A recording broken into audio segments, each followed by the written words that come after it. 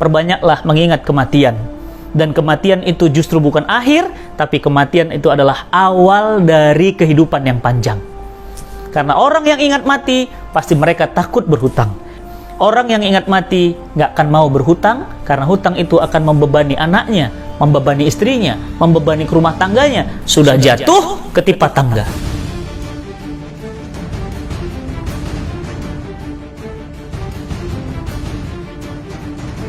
Masyarakat tanpa riba.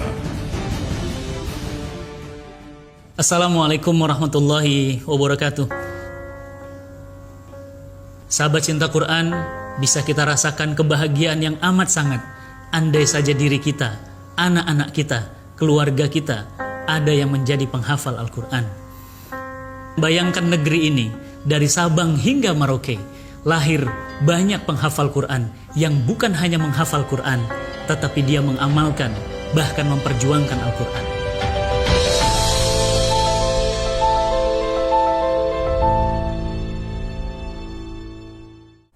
Assalamualaikum warahmatullahi wabarakatuh.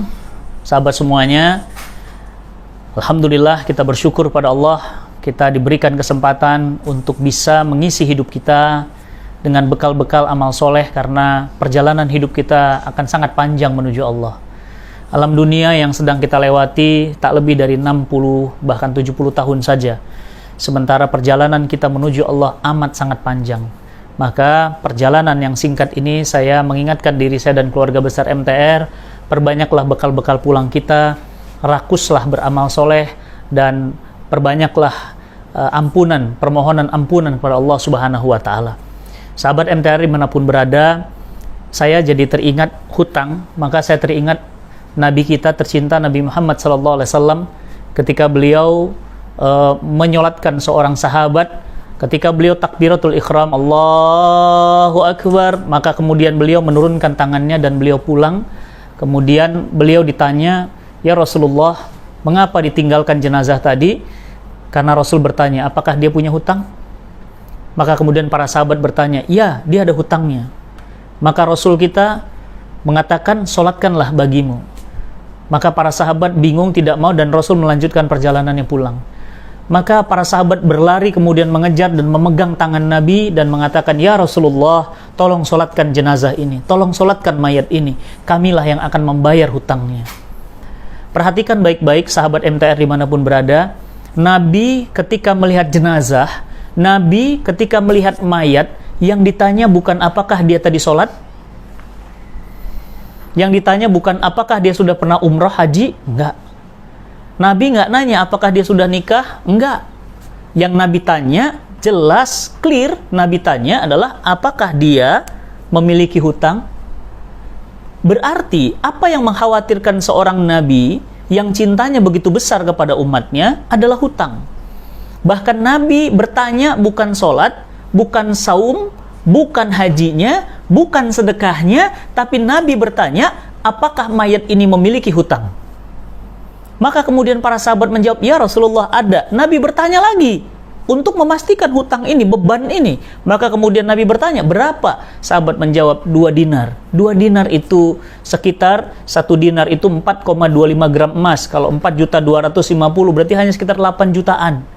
Maka kemudian Nabi menolak menyolatkan dan Nabi pulang. Dan para sahabat berbondong-bondong untuk kemudian menggeret Nabi untuk menyolatkannya. Dan Nabi katakan, "Kamu mau menyolatkannya?" "Iya."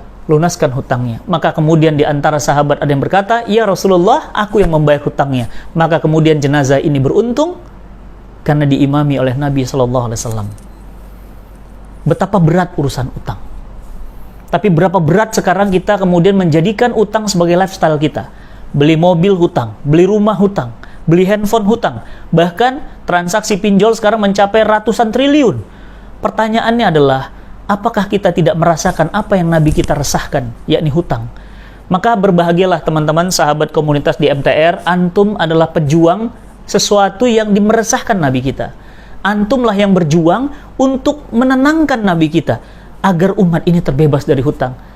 Oleh karena itu, saya ingin mengingatkan antum semua bahwa Nabi menyolatkan jenazah yang ada hutangnya. Betapa Nabi jijik, betapa Nabi nggak suka, betapa Nabi menolak menyolatkan jenazah yang mulia, yang seharusnya mendapatkan hak solat, tetapi meninggalkannya karena ada hutangnya. Maka sahabat MTR yang dirahmati Allah, pesan saya buat diri saya dan kita semuanya, yang pertama, istiqomah di jalan ini. Karena 270 juta penduduk Indonesia, saya yakin lebih dari 50% memiliki hutang. Artinya, kehidupan mereka, kehidupan yang ditopang oleh hutang.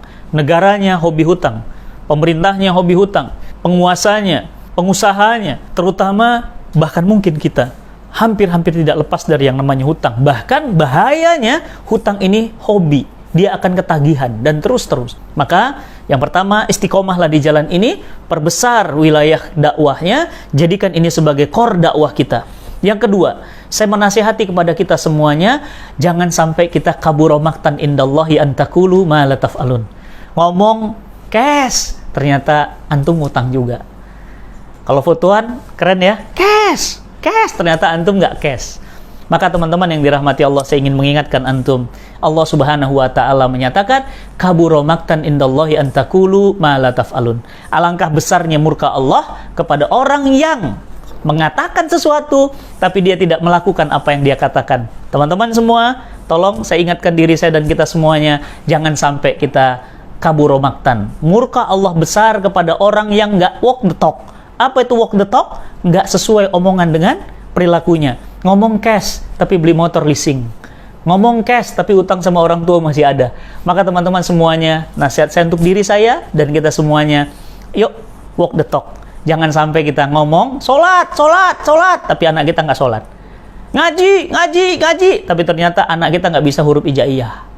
Subuh kita jam 9. Oleh karena itu teman-teman yang dirahmati Allah, saya nasihati diri saya dan kita semuanya, walk the talk. Jangan sampai ngomong tapi nggak sesuai dengan apa yang diomongkan. Yang ketiga, saya ingin sampaikan pada teman-teman semuanya bahwa perbanyaklah mengingat kematian. Dan kematian itu justru bukan akhir, tapi kematian itu adalah awal dari kehidupan yang panjang. Karena orang yang ingat mati, pasti mereka takut berhutang. Orang yang ingat mati, sayang sama istrinya. Orang yang ingat mati, dia akan berprestasi. Maka teman-teman yang dirahmati Allah, keluarga besar MTR, saya ingatkan bahwa yang ketiga, perbanyaklah mengingat kematian. Orang yang ingat mati nggak akan mau berhutang, karena hutang itu akan membebani anaknya, membebani istrinya, membebani ke rumah tangganya, sudah jatuh ketipa tangga. Berapa banyak rumah tangga yang suaminya wafat, tapi ternyata anak-anaknya harus menanggung hutangnya. Boro-boro bagi waris, tapi ternyata mereka harus membayar hutangnya. Hanya 3, saya ingin mengingatkan kita semua, termasuk diri saya, istiqomahlah di jalan dakwah ini, walk the talk. Dan yang ketiga, perbanyaklah mengingat kematian, karena kematian bukan akhir, justru dia adalah awal dari perjalanan hidup kita yang panjang, dan tidak ada kematian setelah kematian yang pertama ini. Oleh karena itu, keluarga besar MTR, tahniah, saya sudah mendengar buku merah putihnya beredar di mana-mana, ratusan ribu eksemplar tersebar. Komunitas ini sekarang begitu besar dan mempengaruhi banyak orang. YouTube-nya Masya Allah juga semakin besar pengikut penontonnya. Maka ayo kita perbesar lagi, kita perbanyak lagi, kita selamatkan lagi saudara-saudara kita dari sesuatu yang dibenci oleh Nabi SAW, yakni budaya berhutang. Semoga Allah Subhanahu wa Ta'ala mengkayakan kita, mencukupkan kita, dan kita tidak butuh hutang, karena itu bukan budaya kita, itu budaya mental terjajah. Dan sesungguhnya orang berhutang bukan orang kaya. Orang kaya sejati adalah orang yang tidak punya hutang kepada siapapun. Wallahu a'lam bishawab. Semoga bermanfaat. Saya Muhammad Fatih Karim, founder Cinta Quran, sangat mendukung program-program yang ada di MTR yang dilakukan oleh keluarga besar MTR. Semoga kita kelak bertetangga di surganya Allah dan wafat dalam keadaan terbebas dari hutang. Wallahu a'lam bishawab. Walafu minkum. Assalamualaikum warahmatullahi wabarakatuh.